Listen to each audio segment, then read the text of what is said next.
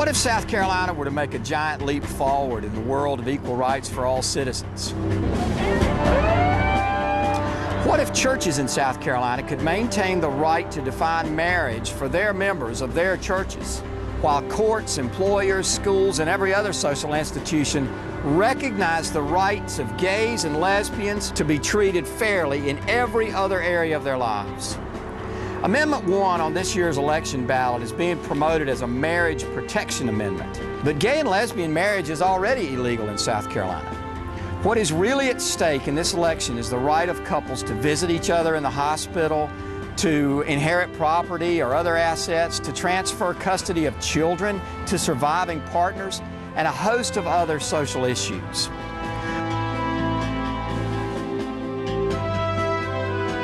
On this show, you'll hear stories of families affected by law and religion. You'll hear the stories of people raising children in a hostile environment, and stories of two ministers who preach a gospel of love.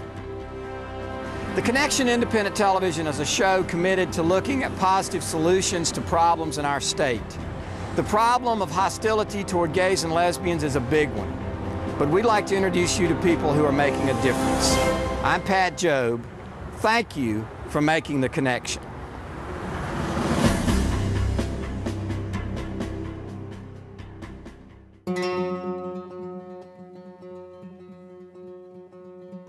We're in Charleston at the home of Holly Thomas and Kathy Nance.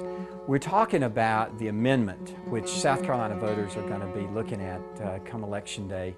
The amendment which will further constrict the rights of gays and lesbians. And we're particularly interested in hearing Holly and Kathy's story because they're adoptive moms. They have adopted two toddlers, a 3-year-old and a 4-year-old, who are full of energy. And we're going to be talking with them about what has brought them to this place in their lives. Let's just start out by talking about the boys. She tells this story the best. People have asked us if they were twins. Now keep that in mind when you see them later. You guys began your relationship with Evan as foster parents. And my understanding is that you were foster parents for 5 years. And the first year that you were foster parents, you were runners-up for Foster Parents of the Year. Wow, here in Charleston County. And over those 5 years, you had 11 foster children. Decided to do that in hopes that one day we would be able to adopt.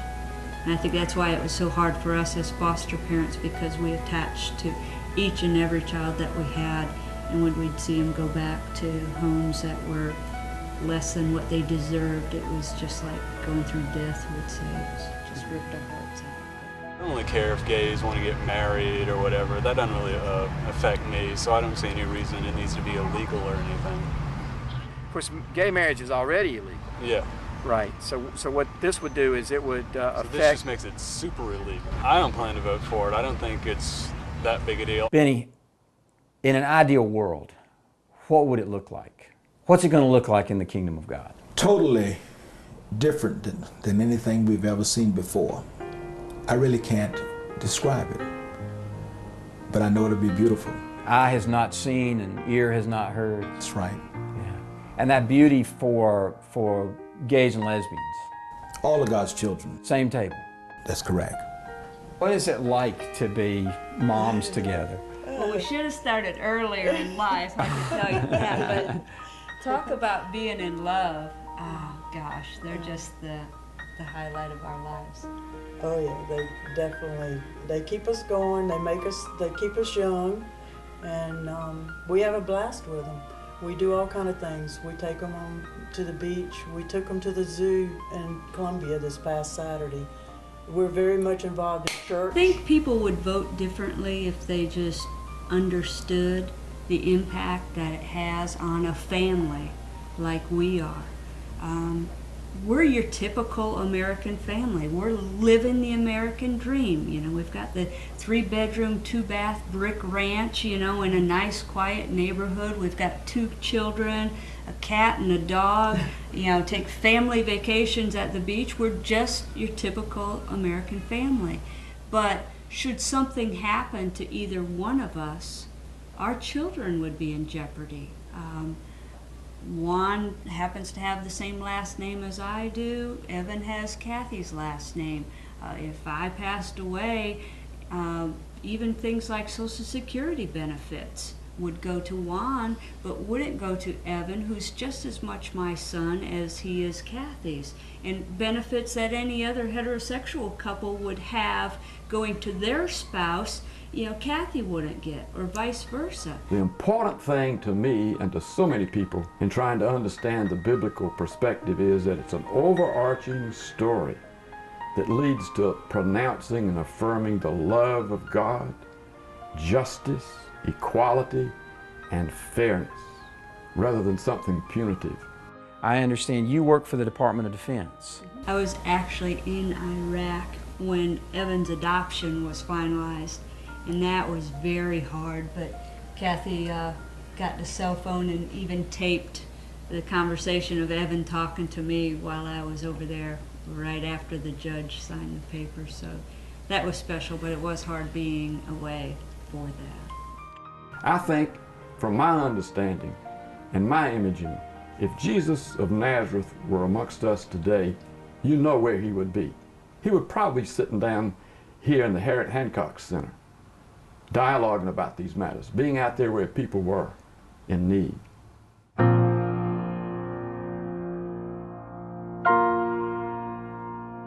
We're in Columbia. We're at the Harriet Hancock Center for Gays and Lesbians in South Carolina. And the amazing thing about being at the Harriet Hancock Center is we are actually talking today with Columbia lawyer Harriet Hancock, who's been an activist in this community for 24 years. Harriet, thanks so much for being here. When a person announces to their family, comes out of the closet, so to speak, it does create a crisis in the family. And we are there to support and educate those parents to understand and accept and support their gay child with love and pride, and then we try to spread that out through the community. Education is the key. There's fear, I think, of, we all fear what we don't know. And I think there's a lot of fear out there about gays and lesbians because people don't know them. They don't know about their lives. Now, I will say this, they probably do know gay and lesbian people, they just don't know them as gay and lesbian people because perhaps the gay and lesbian person is not come out to them for fear of rejection. So they do know gay and lesbian people, but they don't know them they think they don't know them. The story I think that we need to talk about is my son, who is 34 and a wonderful, productive young man who's now head of design for a fashion house in Paris called Terry Mugler. And just a good human being. When he was young, when he was a preteen or an early teen, he became very negative. He changed from being a wonderful, happy little boy and always did real well at school. He was a Porter Gout, and but then he changed. He changed to become negative. Never, thank God, actively self-destructive, but wore black, liked death rock for music, all things that are not very positive indicators for a child. In desperation, his mother and I, after trying whatever we could, we sent him to a special school in California, which was a therapeutically oriented boarding school. And it was there that, on our first visit, that he came out to us that he was gay. I think we'd had plenty of indications before, but as many parents would do, we had probably a little more suppressed him. From that day, if you could have graphed him, you would have grafted him starting high, moving down to a very low point. And that day began his move back to a happy, productive person. His mother and I, thank goodness, were able to greet this news affirmatively and supportively, and to be that way from then on. I feel so sorry for kids that come out to their parents and get the other reaction, but we were all lucky. In the African American community, I know this is a controversial question, but how does this compare to the civil rights movement 40, 50 years ago? Co-equal. An injustice to one is an injustice to all. Oppression is oppression. As members of the Jewish community, We are well aware of the history where we were discriminated against simply because of who we were, and often had to somehow pretend that we were different from who we are. And we need to be very careful to not simply say because people do things differently or think differently, that in some way that they are less human beings. We're all members of the same family, the same human family. And does that create something of a response from your colleagues or from other folks? I mean, what? They're sitting on the fence because they fail to see the connection. Is this going to cost you, or has it already cost you? It cost me some friends, and it'll probably cost me some more. But I'm willing to stand for what I think is correct, and that is the issue of justice. And the fact that I love people, and people should be treated the same. All these years that we have been oppressed as black people should have taught us a lesson that last year it was us, now it's changing direction, it's shifting to another group of people. That's the piece about discrimination I don't want to see written into the Constitution. For 105 years, we had on the books miscegenation, where blacks were not allowed to marry whites. And even after the Supreme Court in 1967, I believe, went the opposite direction and said it was wrong, it was illegal. This state still maintained that law in the books, even though it was symbolic, but the principle of it is, it was on the books. My son came out to me in 1982. He said, well, Mom, I'm gay. And I just thought, struck me like a bolt of lightning.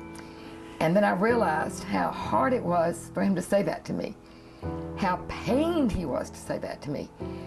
And I just all of a sudden said, oh, is that all? I thought you got caught smoking pot or you wrecked the car or something, whatever. And it finally was just real clear to me that God didn't want me to live a lie. God didn't want me to live my life and be miserable. What purpose would that serve? What purpose would I be giving God? Just being miserable. So from the very beginning, I was very supportive, but I did have a lot of problems with dealing with the fact of what's going to happen to my son. What is this world going to do to him? You know, will he be able to get a job? Will he be beaten or cursed or you know, just all of these things that I had fear in my heart for him. You know, wouldn't be able to be in the mainstream of life and always having to look over his shoulder or having to hide his life. And, you know, that wasn't what I wanted for him. Although I didn't want him to change, I wanted the world to change. I wanted to say, this is my son and he's beautiful and wonderful. Accept him for who he is.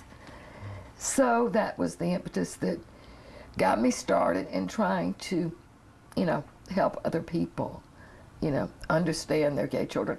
They're God's gifts to us. They are. Thank you so much. Did you ever worry he was going to hell? No way. If there is a hell, the people that are doing what they're doing to LGBT people will be the ones that are there. Bless your heart. Yeah. They won't. Another way to look at this amendment is unchristian. This is an unchristian amendment. It is unchristian in the sense that they're trying to create a wall of separation of people, human beings, when we should be respective of all people. Even gays and lesbians? That's correct, yes. No matter who's being oppressed, oppression itself is what's wrong. And I do not believe the church should stand by and allow oppression of any kind to take place. God wants us all to be happy. And this is what is happy for us. This is what is natural for us. Anything else is unnatural, and that's what is a sin. Brian Thompson is a hotel executive in Charleston, and one of the things that we want to look at on this show is the economic impact, especially on tourism, of an environment where gays and lesbians don't feel welcome in South Carolina. Brian, do you feel comfortable talking about that? Absolutely. Recently, I was with someone who had a question about the environment for gay and lesbian people coming into South Carolina. This was from a very educated individual who had themselves gone to Stanford and really wanted to understand the environment, because the natural beauty of the Low Country, especially in this area, was something that was a strong attraction to the individual. But discriminatory practices were something that they just could not stomach. So they're not moving? They're not moving. Yeah, Pat, I've got some great numbers here. Nationally, the economic power of the gay market was estimated in 2005 at $610 billion, with a big B dollars. And extrapolating to South Carolina, that's about $5.5 to $8 billion to our South Carolina economy annually. And so when you think about that, and you think about the amount of tolerance that a region has, and that it's directly related to the quality of the workforce that exists here, I don't know how we could send a signal of discrimination like we're thinking about Columbia today. You have spoken out about gay and lesbian issues because you have a very special family member who is gay. Tell us about him. Well, my Uncle Greg, he's gay, and he's pretty much the best uncle you could ever ask for. And, you know. How can you tell? He's just really great. Whenever he comes from Atlanta, he's really active and wants to do stuff. And we go and play football or throw a frisbee or something. So gay men can play football and frisbee? Yes. What about that? Now you're 13 years old. Yes, sir. You're a student at Dutch Fork Middle School here in Columbia. Yes, you're a drummer, but you've also been basically a gay rights advocate all my life. All your life. Tell us about that. Well, somewhere in your heart, you know it's the right thing to do, and so I just love doing it. So you've been to gay pride marches? Yeah, I've been to pretty much every one except the ones I wasn't born yet for. It's hard to get to those, isn't it? Yeah. It's a big deal because, there's so many people out there that are gay and lesbian, and, they don't have every right, and, you're supposed to have equal rights for every person, and, it's just not right for some people to have rights and some people don't, So I just think it's the right thing to do. Tom, tell us how you, first of all, became familiar with gay and lesbian issues. About 15 years ago, I was called by a social worker, called me up and said, Tom, would you be available to do a sermon for someone whose family has pretty well turned their back on him, whose church has pretty well neglected him? I said, yeah. So I went and did the funeral for this young man who had died, happened to have died from AIDS. After the burial, I lingered for a while and talked to some of the pallbearers. They were all young gay men. And the more that I talked with them, the more that I heard their stories, their anguish and their hurt, I began to say in my gut, something's wrong here. Something's not quite right. And here I've been in the field of pastoral care for years, thinking I had a good understanding and grasp of homosexuals, but really, I had not really plunged into the issue. So after that particular funeral, I marched in the Gay and Lesbian Pride March here in Columbia. The only presence I saw of religious figures was sidewalk preachers running up and down the sidewalk, thumping their Bibles and hurling invectives, awful biblical language at the gay and lesbian people. I said, something is really dreadfully wrong with this thing. Where is the church?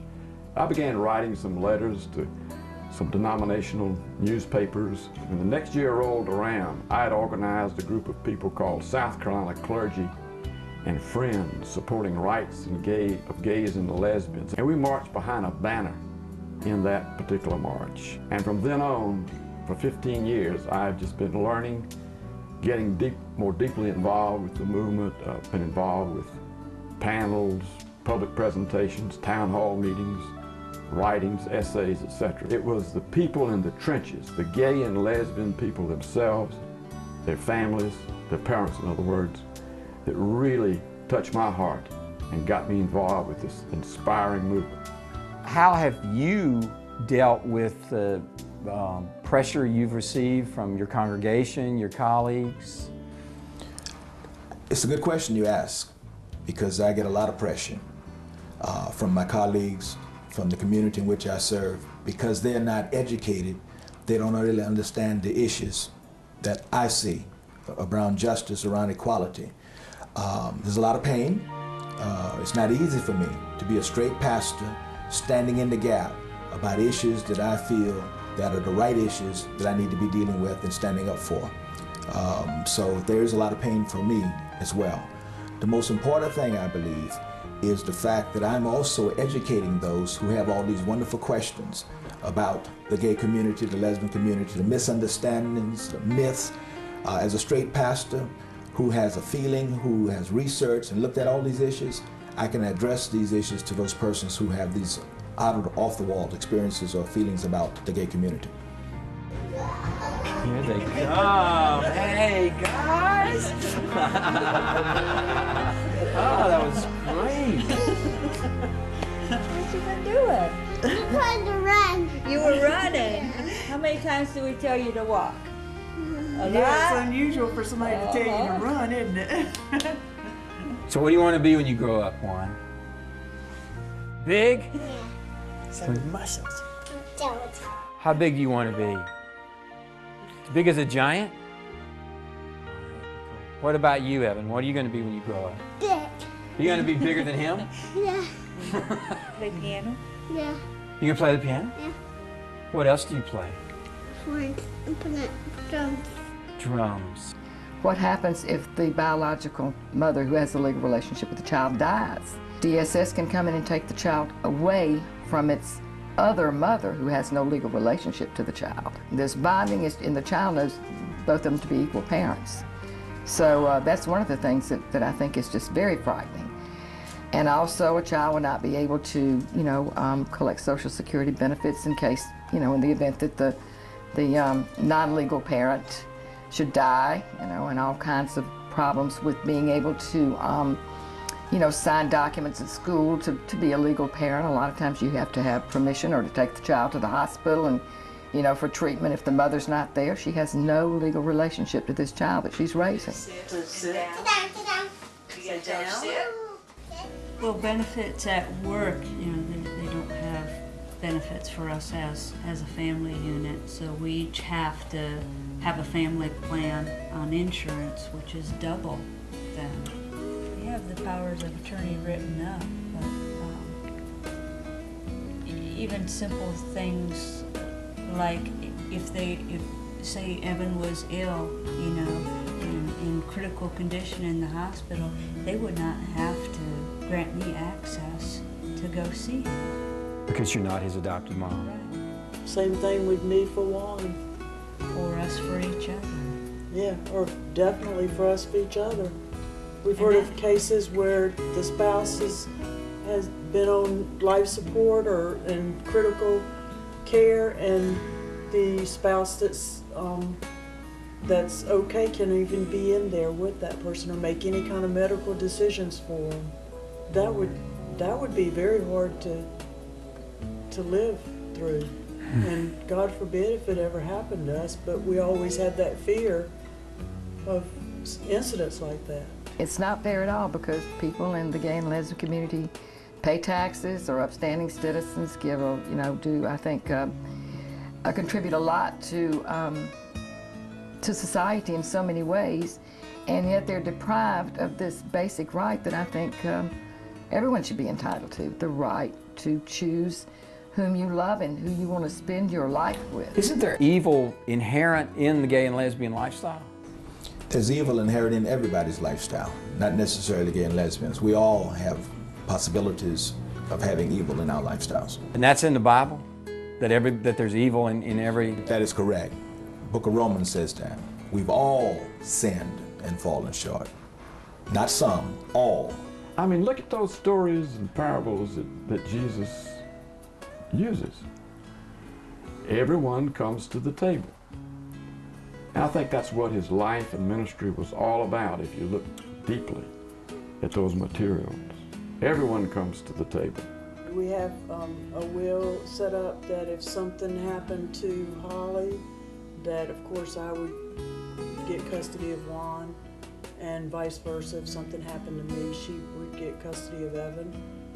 And if something happened to both of us, then we have their Aunt Peggy who would have custody. And that's all in a will, but we don't know that would hold to true and that would actually happen, because we have heard of several incidents in gay and lesbian relationships that fell through, and that the other spouse did not get custody or You know, or the designated person or the didn't get it. designated person. If something happened to Holly and I didn't get one, you would have to, I mean, that would be really very hard for me. It would Sorry. kill me. And same thing with Holly. I knew it would kill her if something happened to me and she couldn't have happened. That would be really very hard to take. At the opening of this show, you heard me talk about an environment of prejudice. The 2 empty chairs you see here symbolize the 9 couples who turned us down for interviews on this show. They're all raising children. Afraid for their jobs, their children's safety in school, and a host of other fears, they said no to sitting in these 2 empty chairs. What if we lived in a state where those fears were changed into confidence, freedom, and joy? What if South Carolina led the nation in accepting full equality and fairness for all its citizens? How would that make you feel? Go to our website, theconnectionshow.org, and let us know how you feel about this issue. I'm Pat Jobe. Thanks for making the connection.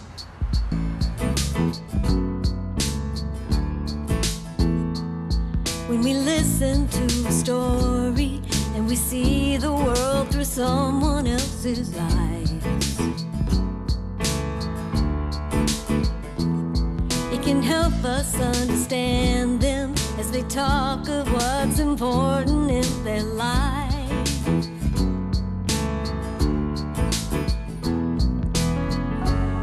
We start breaking down those walls. We're not so different after all. We're making the connection. Making the connection. Making the connection.